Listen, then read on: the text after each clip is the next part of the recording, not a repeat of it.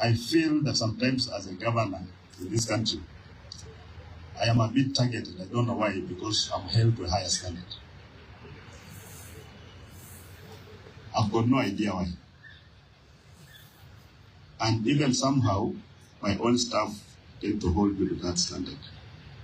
Because nasikia juzi mlikuwa mnalalamika sana kwa hujapata mshahara ya mwezi mmoja. And then the people have not earned even since May. In this country, in Kenya, hujapata mshahara. But we make a lot of noise. Now, there are people even who collect revenue on behalf of the county government and don't collect in that revenue. But at the end of the month, you expect to be paid. Or you are leaking that revenue. So if you did your job properly, I will not be even waiting for any disbursement from the national government. If you can cushion just ourselves for 2 months, even on our CRF, we have got enough money to last us for 2 months. So you will never have delays when you pay payment of your salaries. It has never happened since I came into office. We've really tried. And when we encounter some of these challenges, there are very, very plausible reasons for it. So the service that works together as a team, we can't be the ones who are shouting. We should be able to understand and explain and listen to others so we're not being understanding. But if you're a chief officer and you're the first person complaining and says, you're a chief officer, what do you expect as a board staff to say? Kama ndo lalamika kwanza kabisa lalamika. You know that in this country, the county governments, after I get a good of public accounts committee, even the governor himself herself is a ghost worker. Wakati wanaangalia wanapata governor ni ghost worker. So good people, ukienda nyumbani leo, if the same you're going to remember, just know that you are among the privileged 0.3% of the population of Tanzania that hold this position of privilege for purpose of serving the people. Don't get entitled. It's not your right at all. The Mungu tu amekupick. Like King David was the most unlikely king. The most unlikely. But God picked him and exalted him. Akamweka mahali penye imewekwa mahali. Lakini wewe ukiambiwa Goliath ndio hii umepewa shilingi, unaona tupa shilingi na kulalamika kwamba shilingi haiwezi kuwa. You just complain it cannot kill. Tayari, the mind itself is defeated even before you face the challenge. So then why are you occupying that position if you don't make any significant impact? And when God gives you these positions, let me tell you, good people, because I've seen colleagues who have worked and have retired and have gone home. You'll go home and for the rest of your life, you'll be judging yourself. Your conscience will trouble you so much. Utakonda, utakuwa mgonjwa, utakuwa naota vitu mbaya mbaya peke yake, kwamba umeanguka kwa choo mara. Because you are given the privilege of service, you misused it. Kuna mtu ambaye au ako pale nje labda afanye kazi kwa serikali, lakini anaomba tu Mungu, so nipatie nafasi hata nisilipwe. Hata nisilipwe. There are so many guys out there who are saying, wacha tukuje kufanya attachment ama internship, don't even pay us. Because just sitting in the house is torture. Counting hours from morning to evening, umekaa you have got nothing to do, is torture. Lakini wewe kuna kazi unafanya, unakuja unaingia kwa ofisi, but it's like you're forced even to stay there. Kama ni daktari ukiona mgonjwa anakuja, you get angry. Mgonjwa anakuja na unakasirika. So why is that office? Ama ulipeleka kule kwenda kufanya kazi gani? Ama wewe mtu ya finance ya merchant comes anasema vocha yangu iko wapi? Na umekasirika na vocha iko kwa drawer yako. And you are just angry. Unasema kwenda kuuliza Natembeya. Sasa bwana anakuja kuuliza namna gani? So even as we sit here and looking very holy because the clergy is here. When we go to the office, can we have a sermon with ourselves? Ama namna gani? Because here in this world it's just about doing the right thing. We are not here for a long time. Ile muda ambayo tuko dunia ni kidogo sana. Don't assume you're going to be here forever. But the short time that God has given you to be here, why can't you do the right things? Tufanye tu mambo tu mazuri and serve our people. You know, when somebody Kenyan serving out there, unaona mtu anahangaika huko nje. Wewe jiulize, mimi as a government official, what could I have done to assist this person but I have not done? Useme tu serikali na serikali just no first thing. You go to but government is you. The exemplification of government. When you want to touch government, you touch a public official, you touch a public servant, you touch a civil servant. That's government. It's not just an abstract thing. So leo naona leo tukitoka hapa ndio tujiulize kabisa. Because you know a football team kwa mfano kama iko na 11 players and one of us chooses to play for the opposition. Can you win that game? No.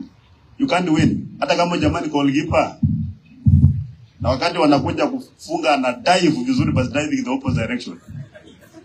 Mnasema alijaribu lakini najua alikuwa anajaribu but imenunuliwa.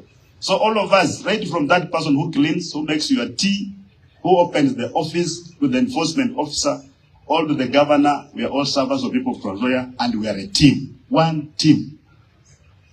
Anytime you are talking nonsense out there and criticize government, you don't know what teamwork is all about. And if you feel you're not happy in government, mbona unafurahi kuwa ndani ya serikali na unafurahi kupata mshahara? Because the best thing is just to exit and give space to somebody who wants to come and serve the people. Ama namna gani watu wetu? Sintakana kuwa tu hivyo. And you are a supervisor. When you sit at that office, you are a supervisor, you are an officer, you are a leader. You are a leader and you know why you are there. Don't be hardened. Fanya hivi hapana. And let's just do the right things and everything will be fine. So as we finish, one of our colleagues is facing a very serious health challenge. Anaitwa Sam Ojwang. He's been diagnosed with a life-threatening condition. Even as we support him to seek for medication, I also want to call upon you people to also pray for him. Sindio? Wacha tu Mungu tu apate tu maombi tu from everywhere. Paka wani kwani Ojwang ni nani? Amwangalia ama namna gani? Yeah, and those who can, please, you can always visit him and pray with him. Those who have never been sick, or those who have never taken care of a very sick person, you may not know this, but the moment illness hits you, or a person very close to you, your priorities in life just change. That's when you will realize that everything is just vanity. Everything is just vanity. When you become sick and you're confronted with that challenge, your priorities just change. And as I said at the beginning, because one day tutakufa tu, just a time will come for us to go. When you are given an opportunity in public service and you never used it well, when your time to go comes, upende uspende, you are going to face those demons. Utasaini hizo pamoja, nyuko nakaa nazo, utakuwa unazisaini. Umemeza dawa, but you are signing vouchers, unaongea vitu ambaye watu hawaelewi. Hata utaenda kufichwa, maana utakuwa unaongea mambo mbaya sana. Utaenda kufichwa hospitali. Those demons will come. The public service is not a place to go there and play games. No, you can still, ile pesa unaiba, utaficha mahali, ile mwenye umeficha kwake hata kupatia. You'll be cursing people. Na labda ndugu yako, ni dada yako, your closest friend mesema nimeficha kwako. Wewe futu uone kama atakupatia hiyo pesa. 80% of everything you get illegally, 80%, it will never benefit you. Actually, Mungu, it will not. So you are toiling in vain. Unashikwa na pressure, unashikwa na nini wasiwasi all the time. Because you are cutting corners. Unaambia huyu, napata jamaa amefanya hivi, you know, grass is always green on the other side. Sindio? What you don't know ni kwamba that grass on the other side is being fueled na maji chafu. You don't want to go and stay there. So let's just be servants, as the intentions were by our founding fathers. Civil servant, mfanyakazi mwenye heshima, mwenye anaheshimu wala ambayo anahudumia, and God will just bless you. Sindio? Last time we were here, I think tulikuwa na the Vicar General. We had agreed that we form a small team for people to organize some of these events that once in a while, maybe once in a month, we just gather together and thank God for the many things that He has done for us. And then come that group, maybe council secretary was not done. You can have that team to organize. We have got, when we move down to the other place, it is almost ready. We have got so many halls there. Can we convert to one? To a chapel. Senior, so that those who want to pray, at the government lunch hour, just want to go there and pray. So kila saa kati ya lunch wenda ukimbia kula nyama, kwenda kula sumu. Wakati mwingine, just go and pray, senior. 30 minutes, just go there alone and pray. So we are going to convert one of those places into worship place of worship. But then we'll have to encourage ourselves. Starting with the cabinet, we'll be having those prayer sessions. Otherwise, ningependa kuwashukuru sana wale wote ambao mlipata wakati kukuja, members of staff, plus our friends, and the team from Bungoma. Kwa nataka kuniona? And the students from Bungoma, I think I will see you before I go to Halwenge. Na niwashukuru, mjue kwamba kuna voter registration imeanza. So we register as voters. So that was civic duty.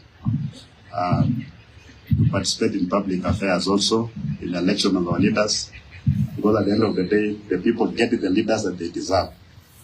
So, and the best way to participate, first of all, is registering as a voter. Kazi inaanza, fili ilianza jana, isi wote tuende to mobilize wetu wa register as voters.